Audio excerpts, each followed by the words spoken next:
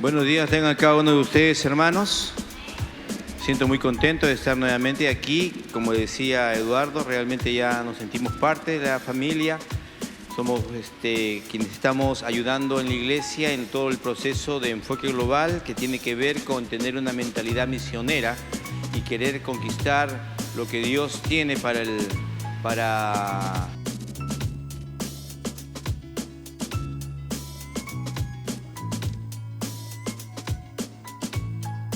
la gran comisión es llegar a lo último de la tierra. A veces nosotros nos conformamos con tener un templo bonito y que está lleno y que 2 cultos y ya, lo logramos, ¿no? Hemos comenzado en Jerusalén. La Biblia dice, y Judea, y Samaria, y lo último de la tierra, ¿quién va a hacerlo? Algunos dicen que lo hagan los gringos, ¿verdad? No, hermano, cada iglesia del Señor tiene la capacidad y la posibilidad de hacer este trabajo. Gracias por ser ustedes una de las pocas iglesias que realmente ha entendido esta visión y como consecuencia nos están apoyando para que podamos hacer lo que estamos haciendo. Hay un proyecto que nosotros tenemos que se llama Despertar Misionero y Dios nos ha bendecido. Arequipa, ya 32 años estamos allí y cuando nosotros íbamos a Arequipa, antes del 90, la población en Arequipa era aproximadamente 0.5% de la población que había en esos lugares. Aproximadamente 3.000 cristianos, aproximadamente en todo Arequipa. En la actualidad se está ya arañando el 9% de la población y la población se ha multiplicado. Somos aproximadamente 1.700.000 habitantes, de los cuales al hablar de casi cerca del 9% se habla de unos 150.000 cristianos en Arequipa. Y hay muchos hermanos que han ido a hacer la obra y allí Dios ha ido levantando un gran movimiento. No tenemos esta estadística, es del año 2017, la última estadística oficial. Creo que dentro de poco van a hacer también otro censo y ya se sabrá la realidad. Pero ya por lo menos estamos allí. Y desde allí Dios nos ha permitido ayudar a las iglesias a tener una mentalidad misionera al punto que ya tenemos gente, así como ustedes, que estamos apoyando, pero que estamos enviando inclusive a lugares transculturales, inclusive al otro lado del mundo. Y esto nos ha permitido tener una bendición muy grande, un compañerismo muy grande, no solamente de la iglesia, de las iglesias, sino con todas las iglesias, inclusive con todos los nombres que ustedes conocen de iglesias. Y ahora el Señor nos impulsó a desarrollar un proyecto que se llama Despertar Misionero, que es llevar la experiencia a Arequipa y ayudar a que también esos departamentos de Perú y algunos del extranjero puedan tener la misma mentalidad y la misma, llamémosle, iniciativa. En el primer culto les decía, he viajado como 10 veces o más a San Martín, desde el año 21 en septiembre y todo el 2022, y acabo de estar la semana pasada nuevamente en Tarapoto y de allí a Yurimaguas. Y hemos conocido mejor la realidad de San Martín. San Martín, el departamento de San Martín, tiene ya más de un siglo el Evangelio. ¿Qué les parece? Han celebrado el año pasado, en julio, han celebrado 100 años de la llegada del Evangelio a San Martín. ¿Y saben qué han logrado? Que haya casi el 25% de la población de San Martín es cristiana. ¿Qué les parece? Maravilloso, ¿verdad? Casi el 25% de la población. Y le gana a Iquitos, que tiene como ya casi de 25 para 26, y le gana todavía a Ucayali. Ucayali tiene casi el 30. Ucayali es Pucallpa, ¿no? Imagínense, ¿no? Nosotros con 9 estamos yendo allá a ayudar. ¿Por qué? Porque si bien es cierto que tienen el 25%, pero hasta ahora, todo el tiempo que he estado allá, y he estado con por lo menos 6 u 8 denominaciones diferentes cristianas, no solamente bautistas, y me he enterado de que solamente una iglesia tiene iglesias fuera de San Martín. Solamente hay una iglesia que tiene algunas iglesias fuera de San Martín. Y todos los de San Martín han trabajado de San Martín para San Martín y solamente San Martín. ¿Qué les parece? ¿no? Es como cuando dicen, esto es para ti, esto es para mí, y esto es para mí, y esto también es para mí. Así han trabajado. Bien han logrado. Yo he estado en pueblitos insignificantes, llamémosle así, y hay iglesia cristiana. ¿Qué les parece? Y más de una iglesia, en algunos casos. Lugares ya en medio de la selva y hay iglesia cristiana. ¡Qué maravilloso! Lo que yo les estoy yendo a decir, hermanos, Dios los ha bendecido, son una región fuerte, tienen muchísimas iglesias, muchísimos cristianos. Ahora deben mirar afuera. Deben mirar afuera. Y deben cumplir la gran comisión, porque cuando no se cumple la gran comisión, se llega a la gran omisión. Acabo de estar comenzando, conocen ustedes al pastor Pedro Flores. Hemos comenzado Enfoque Global el domingo pasado. Sí, el domingo pasado comenzamos con su iglesia, con Enfoque Global. El día lunes a viernes hemos estado en Yurimaguas enseñando a 32 pastores. 15 eran de la comunidad Shawi, la comunidad indígena Shawi. Los Shawi, dicen, hermanos, hemos caminado, hemos viajado 2 días, algunas veces hasta 3 días en bote. Y en algunos casos hemos caminado 12 horas para llegar al río. Entonces, imagínense, qué amor, ¿verdad? Y hemos llegado, y han venido, y los demás hermanos eran de Yurimaguas, y hemos tenido un tiempo maravilloso. Pedro ya me ayuda inclusive en los temas que enseñamos, y hay otro pastor más que me ayudó. Y hemos estado, ayer he estado en la iglesia de ingeniería, que ustedes la conocen, allí en Javich. Ellos también están casi como ustedes, en el 4.º módulo hemos repasado cómo hacer una celebración global. Hoy día estamos con ustedes, mañana regreso a mi casa. Así que Dios mediante, mañana debo estar llegando a Arequipa. Y el próximo mes vamos a estar en Ayacucho, Huancavelica, Junín y Huánuco. También haciendo algunos entrenamientos en liderazgo o haciendo visión misionera con las iglesias. Y eso es lo que Dios nos ha puesto a hacer, porque ya se ha logrado lo que queríamos en Arequipa. Hay mucho más que hacer, pero ya es cosa de las iglesias, ¿no? Nuestra iglesia, gracias a Dios, en el último 2 años, sin querer queriendo, ¿entienden eso? Lo del chavo, sin querer queriendo, hemos comenzado 2 iglesias. ¿Qué les parece? Sin querer queriendo.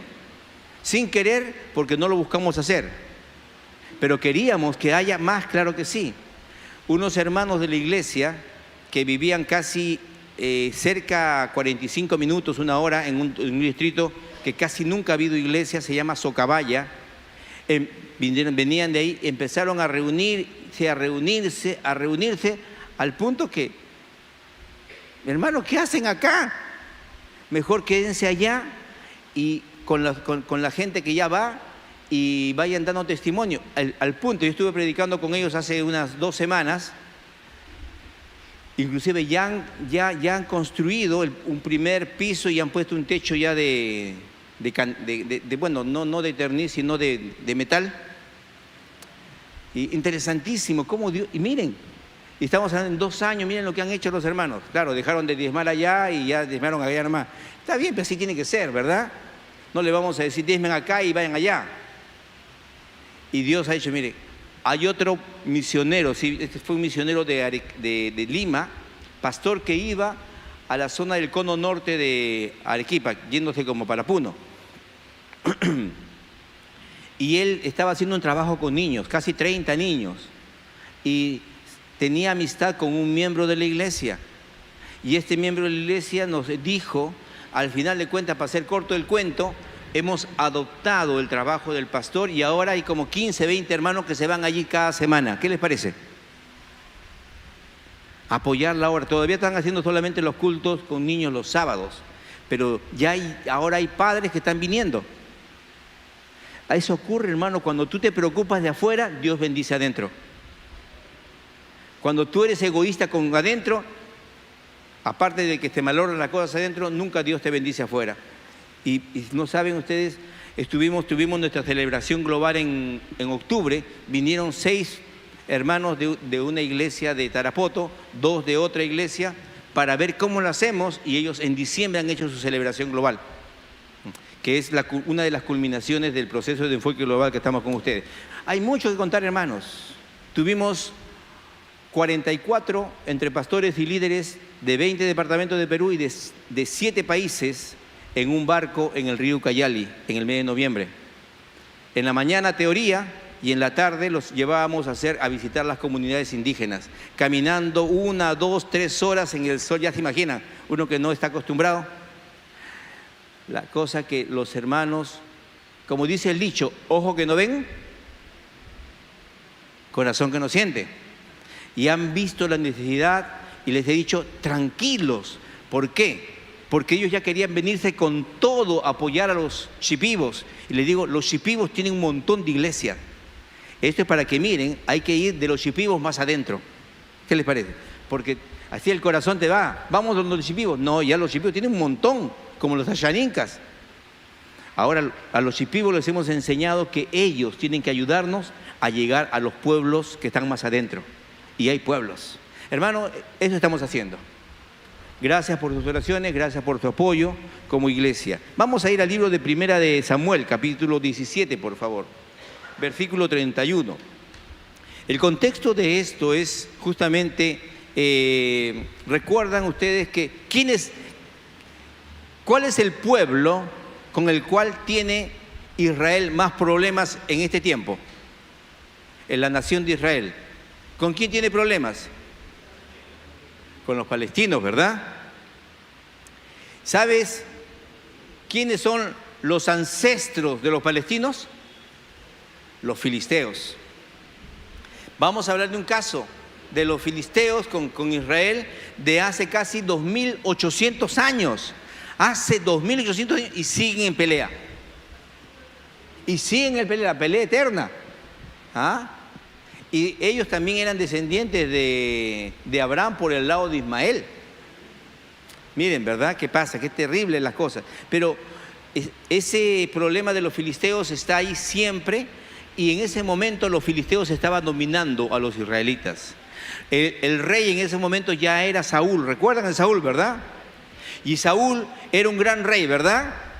¿Sí o no? No, de los peores que ha tenido Israel, hermano. No me digan sí.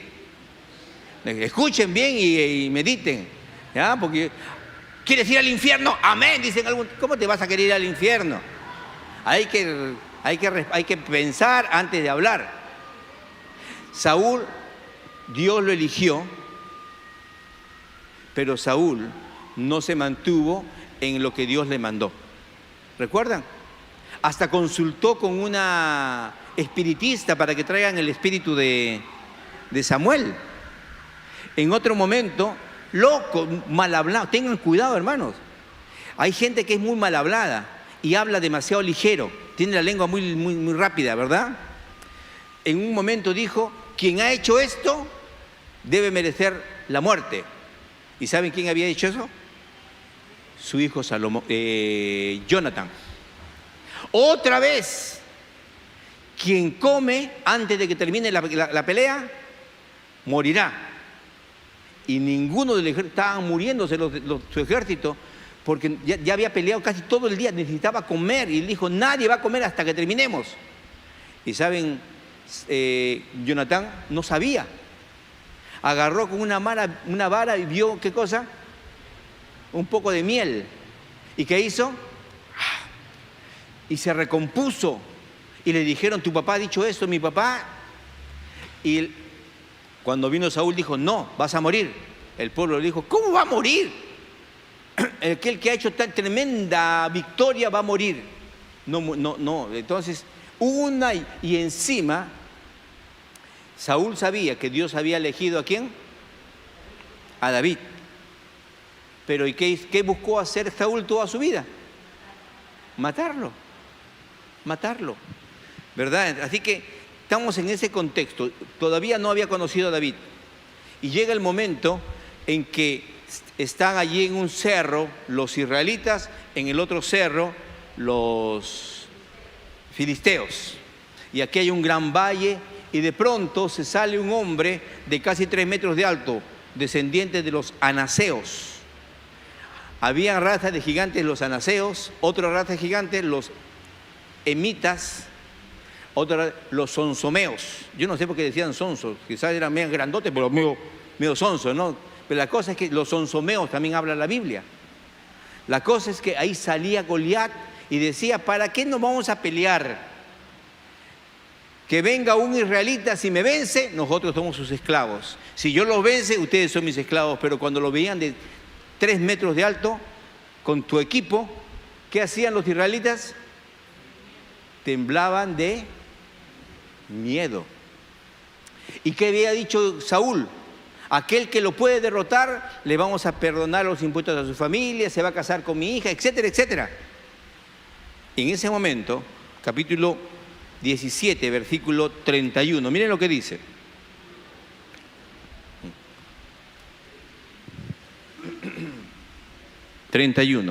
Fueron oídas las palabras que David había dicho, porque David dijo, ¿cómo es posible que estés maldiciendo al pueblo de Dios y nadie diga nada? Yo voy a ir. Y aquí fueron oídas las palabras de David que David había dicho y las refirieron delante de Saúl y él lo hizo venir. Y dijo David a Saúl, no se desmaye el corazón de ninguno a causa de él. Tu siervo irá y peleará contra el filisteo. Dijo Saúl a David, no podrás tú ir contra aquel filisteo para pelear con él, porque tú eres muchacho y él un hombre de guerra desde tu juventud. David respondió a Saúl, tu siervo era pastor de las ovejas de su padre, y cuando venía un león o un oso y tomaba algún cordero de la manada y salía, yo iba tras él y lo hería y lo libraba de su boca. Y si se levantaba contra mí, yo le echaba la mano en la quijada y lo hería y lo mataba. Fuese león o fuese oso, tu siervo lo mataba, y este filisteo incircunciso será como uno de ellos, porque ha provocado a los ejércitos del Dios viviente. Y añadió David, Jehová que me ha librado de las garras del león y de las garras del oso, él también me librará de la mano de este filisteo. Y dijo Saúl a David, ve, y Jehová esté contigo. Mire, el cabezón, Saúl le dijo, viendo la fe, la confianza, el valor de este muchacho, le dijo, ve y Jehová esté contigo. 38. Y Saúl vistió a David con sus ropas y le puso sobre su cabeza un casco de bronce, y le armó la coraza y ciñó David su espada sobre sus vestidos, y probó a andar porque nunca había hecho la prueba. Y dijo David a Saúl, yo no puedo andar con esto porque nunca lo practiqué. Y David echó de sí aquellas cosas y tomó su cayado en su mano y escogió 5 piedras lisas del arroyo y las puso en el saco pastoril en el zurrón que traía. Y tomó su honda en su mano y se fue hacia el filisteo. Y el filisteo venía andando y acercándose a David y a su escudero delante de él. Y cuando el filisteo miró y vio a David, le tuvo en poco porque era muchacho y rubio y de hermoso parecer. Y dijo el filisteo a David, ¿soy yo perro para que vengas a mí con palos? Y maldijo a David por sus dioses. Dijo luego el filisteo a David, ven a mí y daré tu carne a las aves del cielo y a las bestias del campo. Y entonces dijo David al filisteo, tú vienes a mí con espada, lanza y jabalina, mas yo vengo a ti en el nombre de Jehová de los ejércitos, del Dios de los escuadrones de Israel, a quien tú has provocado. Y Jehová te entregará hoy en mi mano, y yo te venceré y te cortaré la cabeza, y daré hoy los cuerpos de los filisteos a las aves del cielo y a las bestias de la tierra, y toda la tierra sabrá que hay Dios en Israel. Subrayen eso. ¿Para qué iba a matar? ¿Para qué iba a hacer todo? Para que toda la tierra sepa que hay Dios en Israel, y sabrá toda esta congregación que Jehová nos salva con espada, con lanza, porque de Jehová es la batalla. Él los entregará en nuestras manos. Y aconteció que cuando el filisteo se levantó y echó a andar para ir al encuentro de David, David se dio prisa y corrió a la línea de batalla contra el filisteo. Y metiendo David su mano en la bolsa, tomó de allí una piedra y la tiró con la honda e hirió al filisteo en la frente. Y la piedra quedó clavada en la frente y cayó sobre su rostro en tierra. Así venció David al filisteo con honda y piedra e hirió al filisteo y lo mató sin tener David espada, ¿verdad? A ver.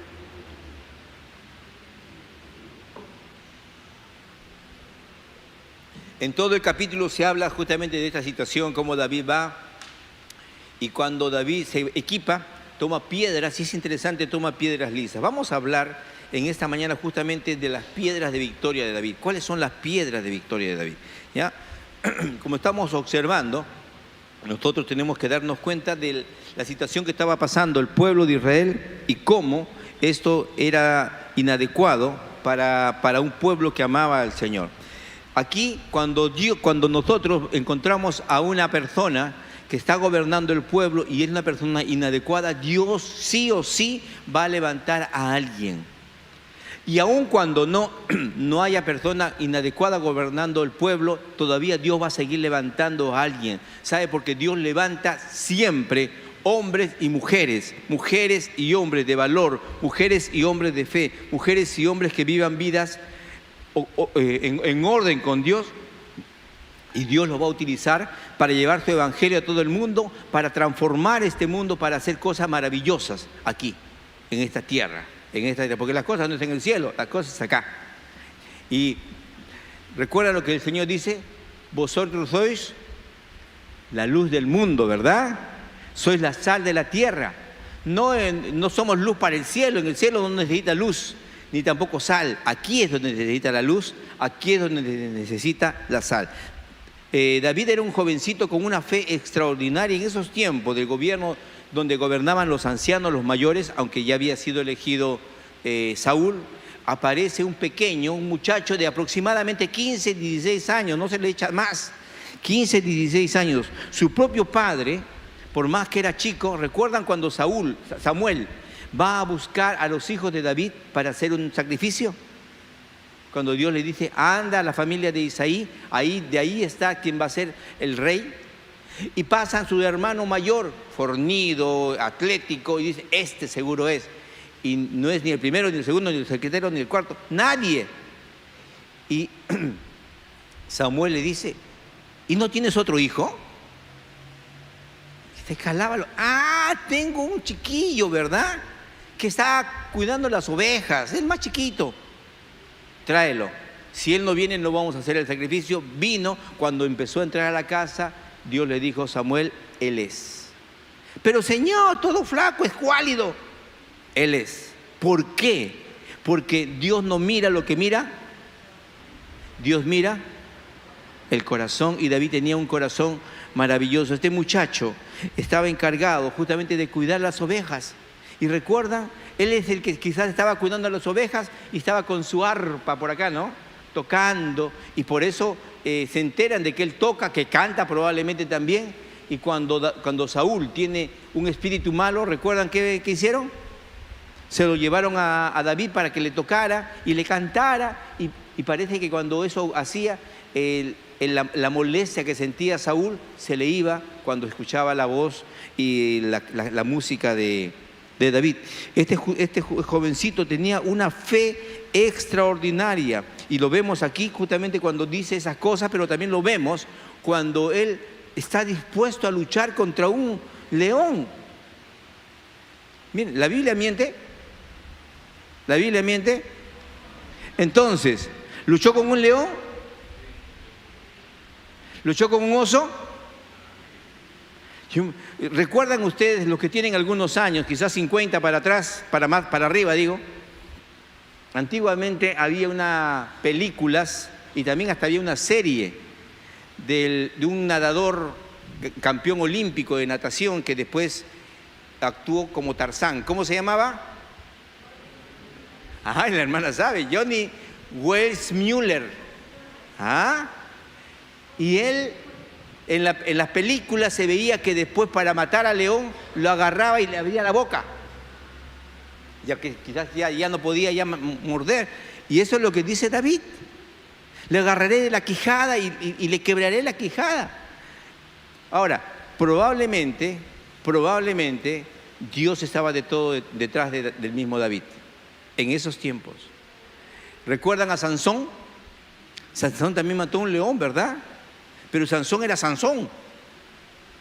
Y en cambio David era David. Todavía no era el gran David. Pero Dios, eso que nos muestra, que a pesar de quien seas, todavía no era el juez de Israel, a pesar de quien seas, Dios todavía puede usar tu vida. y Dios puede hacer grandes cosas contigo. Cuando tenemos una fe extraordinaria como la fe de David. ¿Y cómo es que la fe de David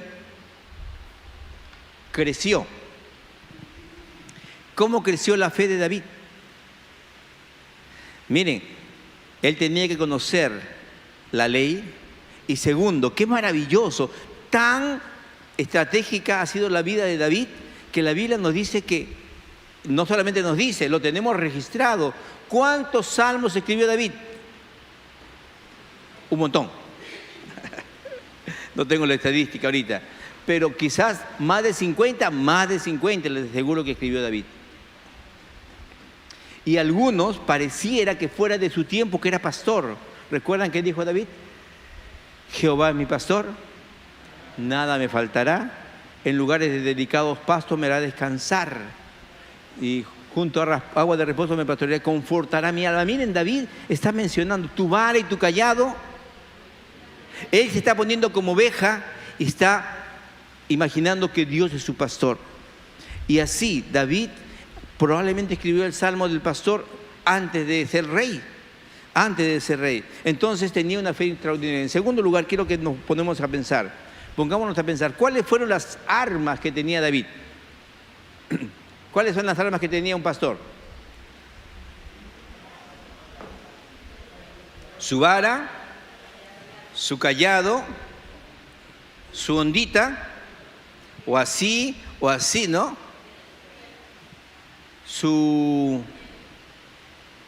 ¿Qué más? Las piedras, claro, pues, las balas. Necesitaba las balas, ¿verdad? Y David, esas eran sus armas, su arma de pastor. Pero saben, yo creo que las armas de David no eran esas. Usualmente pensamos que esas son las armas del pastor, pero David tenía otras armas que no se mencionan aquí. ¿Saben cuáles eran sus armas más fuertes? Y como dijimos hace un momento, no es lo visible, no es la fortaleza de las cosas, sino es lo que había David en su corazón. ¿Y qué había en su corazón? Había fe, había esperanza y había un gran amor por Dios. Fe. Si Dios están insultando a Dios, están insultando al pueblo, al ejército de Dios, y nadie hace nada, yo voy, Señor me va a ayudar. Y la gente, sus hermanos le dijeron, cállate la boca, oye. ¿Recuerdan, no? Han leído el capítulo 17. Y David dijo, ¿pero qué he hecho? Estoy diciendo algo bueno. Su fe en Dios te puede hacer cruzar mares, cruzar montañas. ¿Han escuchado esa canción que dice, si tuviera fe? Eso, Señor, tú le dirías a las montañas, muévete, ¿no? Muévete. Y las montañas ¿Por qué no la cantamos? A ver, 1, 2, 3. Si tuviera fe como un granito de mostaza. Eso lo dijo el Señor. ¿No lo escucho? Un granito de mostaza. Eso lo dijo el Señor. Tú le dirías a la montaña, muévete, muévete. Tú le dirías a la montaña, muévete, muévete. Y las montañas se moverán, se moverán.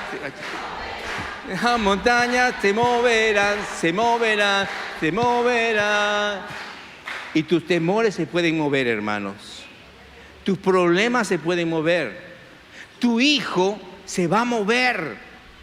Tus padres también van a conocer a Jesús.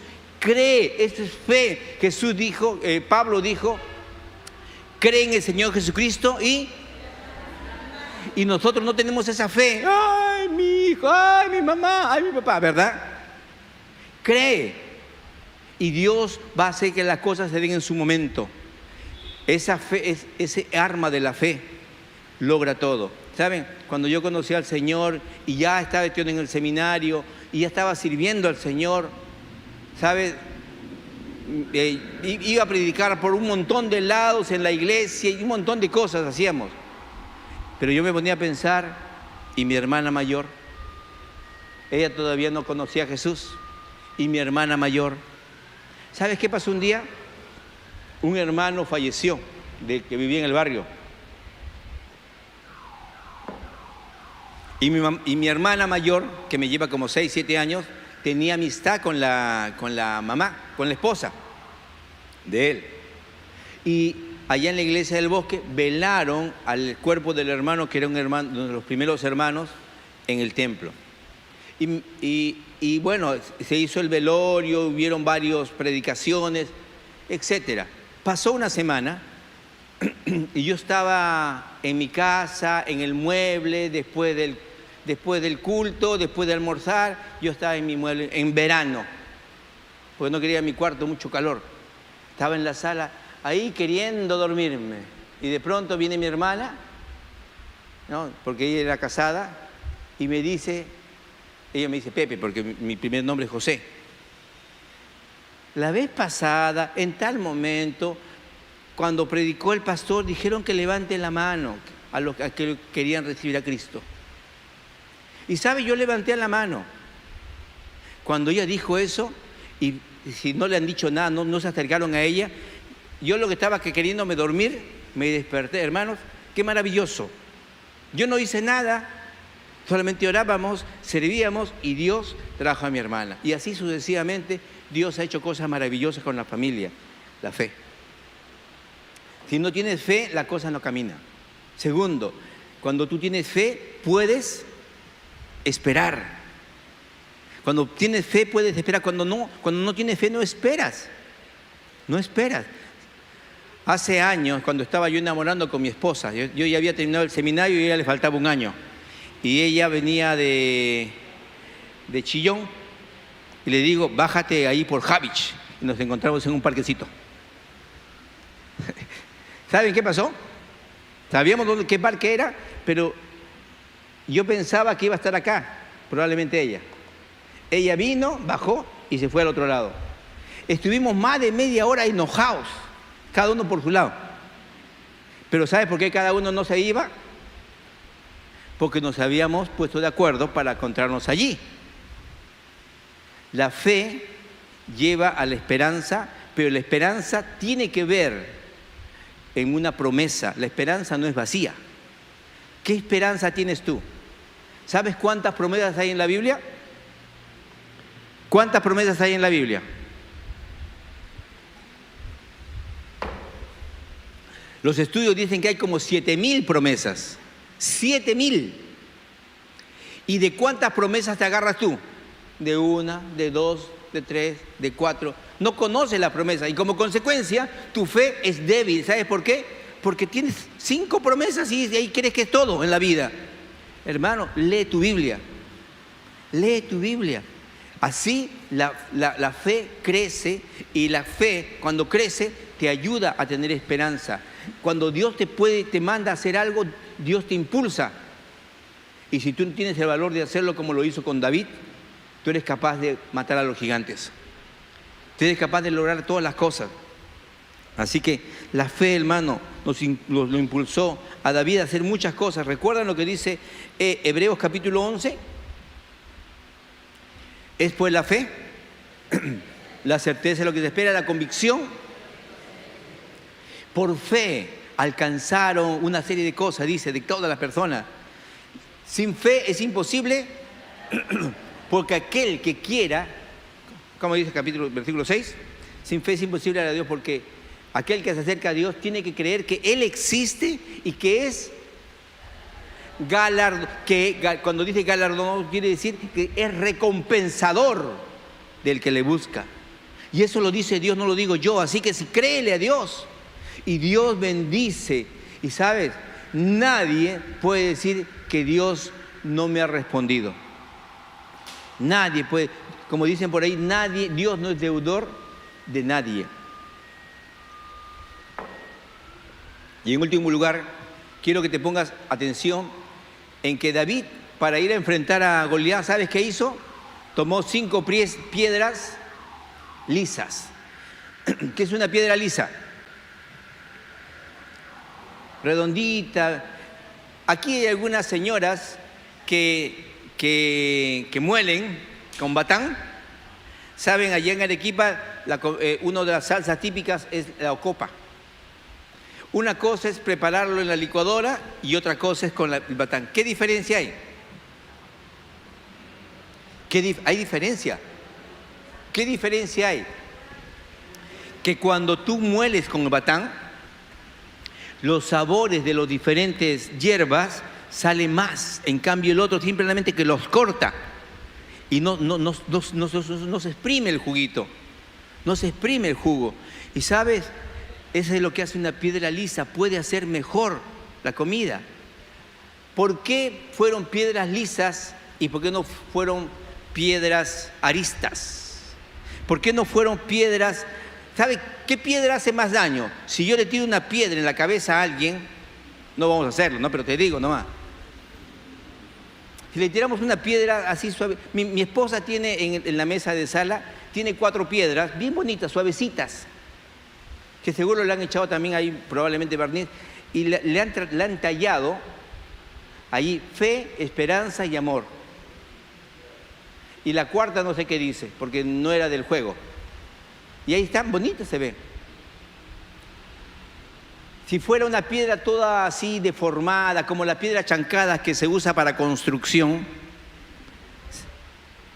¿la pondríamos en la mesa? Porque no tienen ni forma, ¿verdad? ¿Cuál hace más daño si te golpea? ¿La piedra lisa o la piedra chancada? La chancada, ¿no? Porque si yo te paso la chancada por el brazo, ¿qué te hace? Te raya, te hace herida y puede penetrar. Es más, las flechas antiguas de las gentes de hace miles de años era a veces de piedra. Y la pulían para que tuviera así, tenía que ser así. Y él agarra 5 piedras lisas. Una piedra lisa es la que está natural en el río, ¿verdad? Esas piedras bonitas. Hermano, ¿por qué tomó piedras lisas?